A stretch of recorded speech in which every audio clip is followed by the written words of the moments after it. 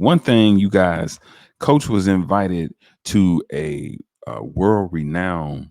I think it was like a. I want to say it was a coach's clinic, or it Yes. was. It was a. You know what I'm talking about. Certification event. Yes. He was invited to a world renowned coaching clinic, and this is a blessing because here it is. This guy, I'm gonna let Coach tell y'all about it, but this guy was actually Kobe's trainer, right? When you Mhm. go Yes, sir. online, he talks a lot about, like Coach, he gives a lot of insight into the psychology of the game and also those intricate details of the game. And he Right. holds a clinic, and he helped Kobe develop his game. So, Coach, if you could tell us who that was, tell us about um that experience and how it impacted you and how it impacted Keke Hicks for real basketball development. Right. Yeah. Like I always like to be the best at what I'm doing. And like I said earlier, we can all learn from other coaches and other trainers. And I have been following this guy. His name is Phil Handy. He's an assistant coach for the Los Angeles Lakers.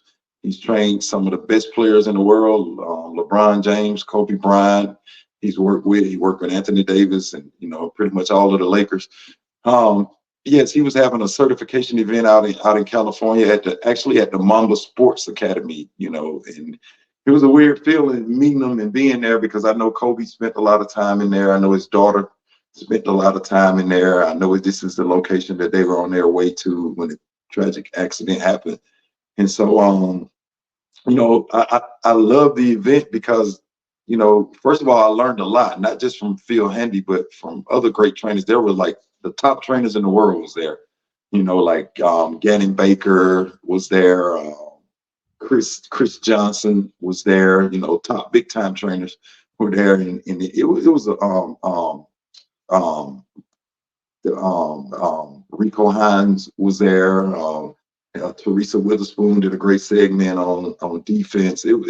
I learned more in that weekend than I probably learned in the last few years on basketball. These guys, and Teresa Witherspoon as well. They did a masterpiece. Each one did a segment on something different, and it was a masterpiece. Like I say, man, we can always learn. I feel like I've been around basketball my entire life, but I've always known that you can learn from other people, and just sitting there as a student of the game, picking up these things that these guys were saying, and being eager to bring it back to my clients to help them get better and learn more things to help them get better. It was well worth the money. It was well worth the trip out to California, and it was a pretty good experience, a great experience actually, and I learned a lot. And actually, I got the tape now, so I've been studying the tape every single day of everybody's segment. Hey man, that is awesome. I know your clients, man, those kids that you train in your teams, they only gonna benefit from it. They are only going to reap the benefits of that. Cause I know you was like a sponge out there. I'm gonna pull up. I think it's on your. I'm getting ready to pull up your website for this next as Mhm. you talking, so that people can see. First of all, I'm gonna show y'all where to go, so that when y'all get in, y'all can get in touch with Coach. You can also see him on Instagram and see what he has going on. See all the amazingly great things that he's doing. And I'm gonna try to find Phil Handy. Uh, Okay. try to find him as we are talking. But to give some back, some back, some background or some context to what Coach is saying, Phil Handy is also one of those guys that when you see him on Instagram, right, Coach, he's always giving those little shorts of like impactful knowledge right there. And Right. I caught one where he was saying a lot of times, he was teaching people how to, move and rotate. He was like, it's in the footwork, it's Yes. being low and wide, it's in the footwork. You know what I mean? And I was like, oh wow, I didn't think about that. I was like, he's right. You know what I mean? When you're trying to beat people, you do want to stay low and wide. And so it's just he's a master trainer. Wouldn't you say, Coach? Would you agree with that? Yes, master. He's a master trainer. So um yeah, man. Uh Coach, what events do you have coming? What team? Do you have any teams you gonna have? Do you have any events that you gonna be at? And how often are you training over there at the church, at the campus? Yes, I'm training over there pretty much 5 days a week. Sometimes 6 days because I'll take a Saturday sometime when I have an overload. of kids. And then also with it being the basketball season, a lot of kids can't make it at their regular times through the week. And so the only time they can really come get a good workout is on the weekend. So I'm basically Monday through Saturday now, from 4 to 8 through the week, and then 7 a.m. in the morning until we get done, depending on how many people want to come. We can get it done. We start at 7 a.m. on Saturdays, and like I said, from 4 to 8 through the week, Monday through Friday. Okay, okay. I'm pulling you up, coach. You have to forgive me, man. My Yeah, bro. it's pulling up. But man, so you actually were out there with the at the Mamba Academy, man. Yes, man. Was it nice, coach? Yeah, super nice, man. Like I was like, wow, man. I seen so many videos of Kobe in here with his daughter, Kobe being in here, with Phil, and yeah, man, it was a great experience, man. I really enjoyed it, and I learned, like I say, I learned a ton of stuff, man. I learned a lot, man. I still hadn't unpacked everything I learned, and it was in August. Wow. I know I had just listening to people on television, listening to different interviews people give. They say Kobe was really involved with that place because I think he built that place for his daughter to work out and for teams to play. They played tournaments there. I want to say Right. Tracy McGrady had a daughter as well, right? I think so. I'm not sure about that, but I think so.